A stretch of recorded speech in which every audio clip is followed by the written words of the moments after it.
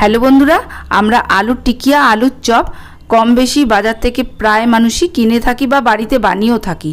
আজকে আমি বাড়িতে কিভাবে বানাবো আলুর টিকিয়া তোমাদের সেটা শেয়ার করব। তো চলো দেখতে থাকো। আমি কড়াইতে কিছু তেল দিয়ে দেবো, তার মধ্যে পেঁয়াজ আদা রসুনের পেস্ট দিয়ে একটু নেড়ে চেড়ে হলুদ লবণ দিয়ে নেড়ে চেড়ে একটু কষিয়ে আলুগুলোকে হাতেকে চটকিয়ে দিয়ে দেবো। একটু জমাট বাঁধার জন্য 1 চামচ ছাতু দিয়েছিলাম। আলুটাকে সুন্দর করে একটা পুর তৈরি করব টিকিয়া তৈরি করার জন্য।